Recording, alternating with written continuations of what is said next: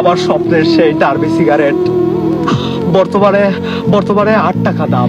আরে সেদিনে খেলাম 6 টাকা। 6 টাকা আর কিভাবে সম্ভব, কিভাবে সম্ভব, কিভাবে সম্ভব, এটা কিভাবে সম্ভব?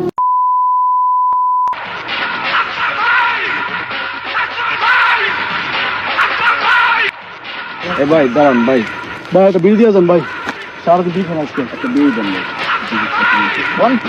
দাও ভাই। এই এই এই, তোরা কি করলি? তোরা আমার কাছে বিড়ি চাইছিস? এই তোরা আমার কাছে বিড়ি চাস? তোরা আমার কাছে বিড়ি চাস? আরে বিড়ি চাস, বিড়ি চাস, বিড়ি চাস? আমি এখন বিড়ি খাওয়া বাদ দিয়েছি। বিড়ি এখন আমি খাই না। বিড়ি কিভাবে খাবো? বিড়ির যা দাম, বিড়িতে যা সিন্ডিকেট শুরু হয়েছে।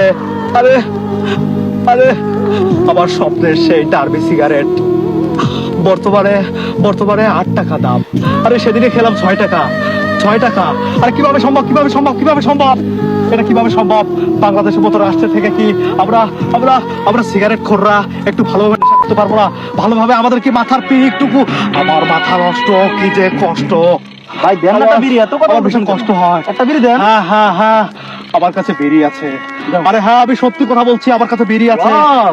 কিন্তু আমি দিতে পারবো না। কেন? কিন্তু কিন্তু আমি দিতে পারবো না। কেন? তোরা আমার ভাই, তোরা আমার বন্ধু, তোরা সব চাস। তোরা আমার বউটাকে চাস, তোরা আমার বোনকে চাস, তোরা আমার গার্লফ্রেন্ডকে চাস। হ্যাঁ। কিন্তু কিন্তু কিন্তু ভাই, তোরা আমার কাছে বিড়ি চাস না। কারণ বিড়ি চাইলে আমার মাথা গরম হয়ে যায়। এই ডার্বি আমি আমি পকেটে রাখি, কিন্তু খাই না। কিন্তু আমি খাই না। ও ভাই, কেন? আমি এই বিড়ি এভাবে এবার প্যাকেট থেকে উন্মোচন করে নাকের কাছে নিয়ে ঘ্রাণ রেখে আবার আবার আবার জায়গা মতো রেখে দেয়। কারণ কারণ খেলে ফুরিয়ে যাবে। খেলে 8 টাকার গুয়া মারা সারা। হয় কি? 8 টাকার গুয়া মারা সারা। আরে আমি তো ডার্বি খাই, ডার্বি খাই, ডার্বি খাই। যারা লাকি খায়, পেনসুর খায়, যারা যারা গোল্ডলিপ খায়, আমার থেকে আমার থেকে আমার থেকে তাদের কষ্ট বেশি। এই তোরা কি খাস? তোরা কি খাস? সত্যি করে বল, তোরা কি খাস? ডার্বি। ডার্বি? এই তোরা তো আমার মতোই ডার্বি খোর। 8 টাকার মধ্যে তোরা সীমাবদ্ধ আসির জন্য তোদের কষ্ট হচ্ছে না, তোরা আন্দোলন নেমে পড়িসনি। কিন্তু আমার বিশ্বাস যে উপদেষ্টাদের মতো আমাদেরও বাংলাদেশের মধ্যে একটা বিড়িখোর কল্যাণ সমিতি প্রতিষ্ঠা করা দরকার। আমাদের উচিত আমাদেরকে একটা আন্দোলনে নেমে পড়া, যাতে বিড়ির দামটা কমে যায়। বিড়ি চাই কি ভুল ভাই মাপ চাই, মাপ চাই ভাই, মাপ কর ভাই, পাও দিবি ভাই, ভাই ভাই ভাবছে আরে 5 হার, আরে 5 হার, আরে 5 হার, আরে 5 হার, তোরা আমার 5 হার, তোরা আমার 5 হার। ভাই আমার মাথা নষ্ট, কি যে কষ্ট। বিড়ির দাম বেড়ে যাওয়াতে আমার বড়ে যে কষ্ট। আর তোরা এই এই এই এই তোরা কি করলি? তোরা কি করলি? এটা আমার আমার আমার সব ধ্বংস করে দিয়েছে। আমার আমার আমার ডার্বির প্যাকেটে দুইটা ডার্বি ছিল।